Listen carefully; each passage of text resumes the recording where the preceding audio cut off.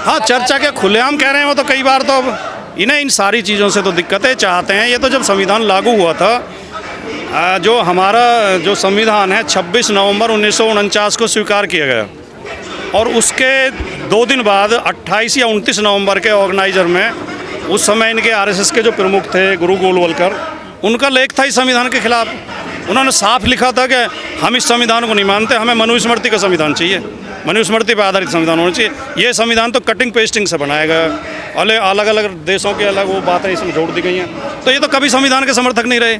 जब हमने तिरंगा झंडा स्वीकार किया था तब इन्होंने लेख लिखा था कि अशुभ होते हैं 3 रंग।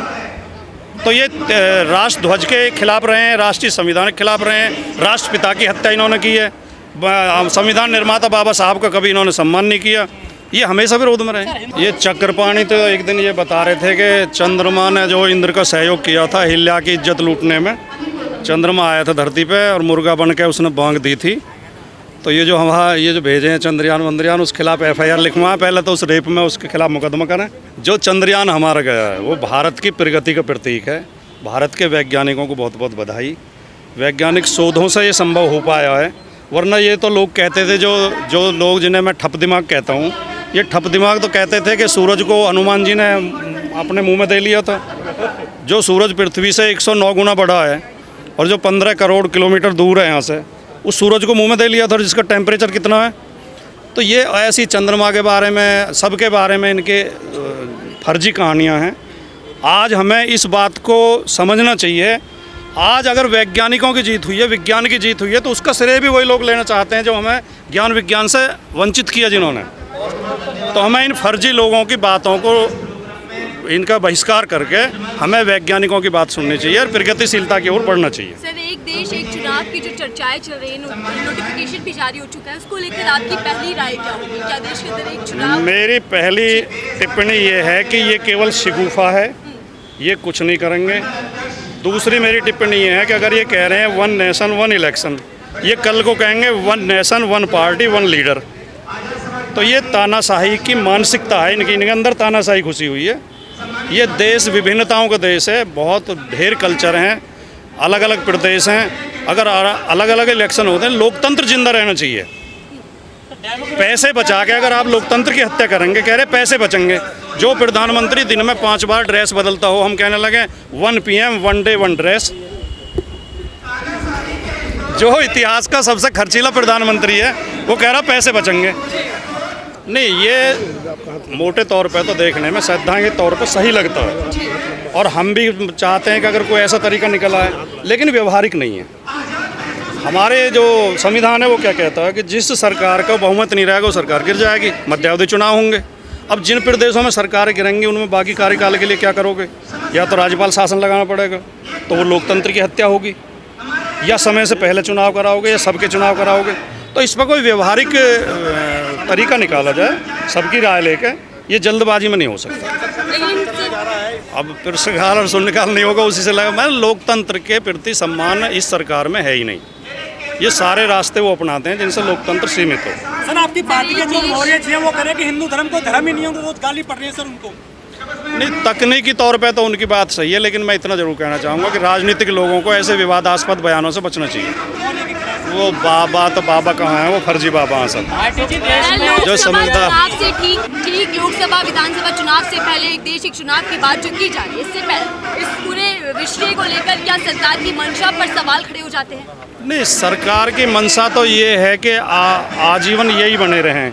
ये इनके प्रकार कोई ना कोई ऐसा तरीका निकालते रहें कि सत्ता ना बदले, सरकार ना बदले। उसके लिए तो इन्हें कितना ही घुमाना फिराना पड़े, संविधान चेंज करना पड़े। लेकिन इस देश के ब्लड में लोकतंत्र है, इसके रक्त में लोकतंत्र है। ये देश सहन नहीं करेगा लोकतंत्र को ख़त्म करने का कोई प्रयास। इंदिरा गांधी का प्रयास भी विफल हुआ था, इनका प्रयास भी विफल होगा। 3 important loss plus 4 important loss पिछले 1 हफ्ते में जो है बिल के तौर पर पेश किया गया है। उसमें 3 लॉस जो एग्जिस्टिंग, जो हिस्टोरिक इंग्लिश लॉस है, आईपीसी जो है, आपके सीआरपीसी जो पूरा क्रिमिनल प्रोसीजर को गवर्न करते हैं, और उसके अलावा जैसा कि आप जानते हैं एविडेंस एक्ट, ये तीनों को जो है पूरा नाम, उसके जो नाम ही बदल के हिंदी नाम डाल के एक नया लॉ जो है पास किया गया है, जैसा कि बहुत सारे एक्सपर्ट्स ने अब तक जो है आपने देखा होगा, बहुत सारे एक्सपर्ट्स ने, इसके लीगल एक्सपर्ट्स ने जो बताया है वो ये है कि ये अमेंडमेंट काफी था। हमारा भी जो है राय यही है कि अमेंडमेंट काफी है, जो बहुत ही कम तादाद में नंबर्स, अगर आप प्रोविजंस देखेंगे जो बदला गया है उसको हिंदी नाम डाला गया है। और ये भी ख्याल है कि 44% जो लैंग्वेज स्पीक करते हैं वो जबान में इसको ड्राफ्ट करना, जो 56% नॉन हिंदी जो है समाज यहाँ इंडिया के अंदर मौजूद है। तो ये एक जो है मिसअप्रोप्रिएशन या जो है लैक ऑफ अप्रोप्रिएटनेस आप इसमें देख सकते हैं। तो मैं आपके सामने इसको पढ़ना चाहूंगा कि the government has introduced 3 new bills in the Lok Sabha aiming to improve India's criminal justice system. The bills will replace IPC, CRPC and Evidence Act. Jamaat-e-Islami Hind has serious concerns around these bills and feels that the amendments are not in tune with the global trends in criminal justice jurisprudence. तो सबसे अहम चीज ये है कि जो criminal justice system है उसके अंदर एक बड़ा डिस्ट्रप्शन होने वाला है। इतना बड़े तादाद में अगर आप जो है उसका प्रोविजंस को आप शफल करते वक्त जो है बहुत बड़ा जो है डिले इन जस्टिस आने का जो है इम्कान आप देखते हैं। One positive aspect of this bill is that for the first time capital punishment has been introduced for the offence of mob lynching, apart from it being made punishable with 7 years of imprisonment of life. तो 3 बड़े चीज है जो हम welcome करना चाहते हैं। Number 1 ये है कि offences against women and children, इसको जो है खड़ी से खड़ी जो है पनिशमेंट इसमें बताया गया है। और नंबर 2 है जो रेड होगा, जो जहाँ पर रेड किया जाता है वहां पर कैमरा का प्रेजेंस, रिकॉर्डिंग होना जरूरी है, ये भी इसमें जो है एक अच्छा प्रोविजन है। और जो है मॉब लिंचिंग को बहुत सख्त से सख्त पनिशमेंट देते हुए उसको जो है नया प्रोविजन डाला गया है। तो भारतीय न्याय संहिता बिल के अंदर the bill aims to replace the existing Indian Penal Code of 1860. It will make amendments to 175 sections in total. जो है add 8 new sections and repeal 22 sections. The bill extends the period of detention without charges from the current 15 days to 90 days and gives the police new discretionary powers such as the right to handcuff. There are new provisions that could legitimize encounters and violence during arrests. Chapter 7 covers offences against the state. जो sedition है, sedition IPC 124A को हटाया है, लेकिन उसके बदले में जो 7th चैप्टर में 150 क्लॉज, उसमें ये जो है वही जो क्लॉज है जो UAPA के सेक्शन 15 में बताया है। तो एवरी एक्शन जो है whoever does any act with the intent or जो है likely to threaten the unity, integrity and security and sovereignty of this country, इसको वही अल्फाज इस्तेमाल करके इसमें यूरोपीय का लैंग्वेज इस्तेमाल करके, चाहे सेडिशन का नाम निकाला गया हुआ 124A एग्जिस्ट नहीं करता, लेकिन वही प्रोविजन दूसरे जबान में chapter 7 covers offences against the state. The sweeping and ambiguous definitions which is not well defined introduced in the new bills for crimes such as sedition, subversive activities, quote unquote subversive activities and acts of terror should have been avoided. These vague definitions can lead to ambiguity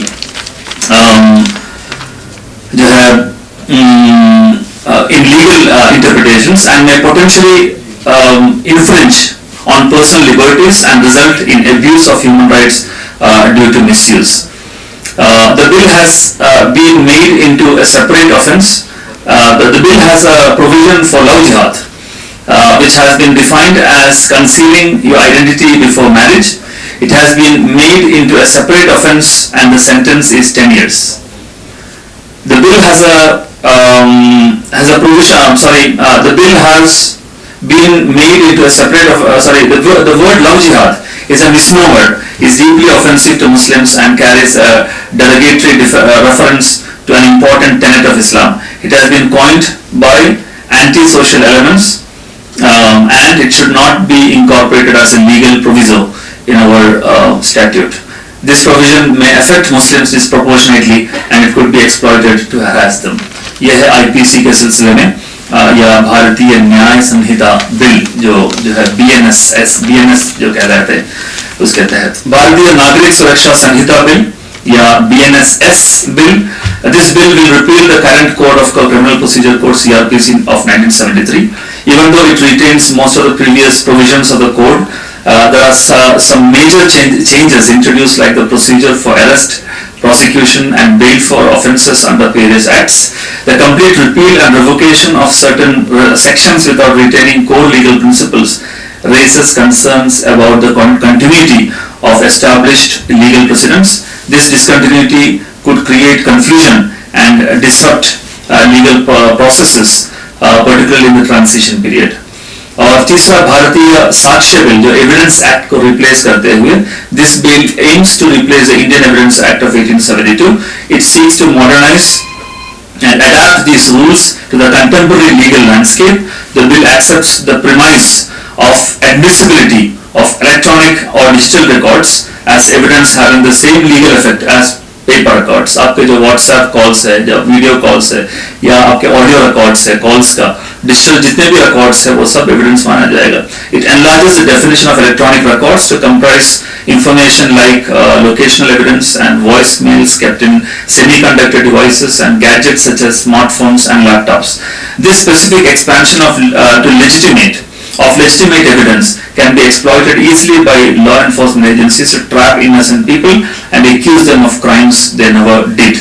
This has happened several times in the past, that false evidence has been implanted to be used as evidence against innocent citizens. The bill allows joint trials in which more than one person can be tried for the same offence. This bill states that in a joint trial, if a confession made by one of the accused which also affects other accused is proven, it will be treated as a confession against both. ये जो है बहुत important provision है. और जमात is of the opinion that although the new bill repeals section 124A of the IPC, it has made provision for punishing acts of sedition, quote unquote, albeit in a new form, which is as dangerous as the old law. So ये जो है कुछ important observations और opinions है जमात इस्लामी हिंद की तरफ से, ये जो 3 new bills के सिलसिले में.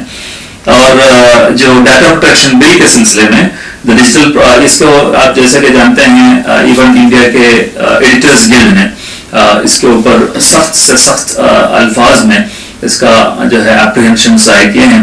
The digital personal data protection bill 2023 is likely to lead to increased surveillance by the government. The privacy of citizens' data will be compromised as the bill allows companies to transfer some users' data abroad. The government will now have the power to seek information from firms to personal data of individuals without their consent and issue directions to block consent posted by citizens and social media platforms upon the advice of a data protection board appointed by the central government. This again will be counterproductive. This will be counterproductive to civil liberties of citizens, and it will weaken our democracy.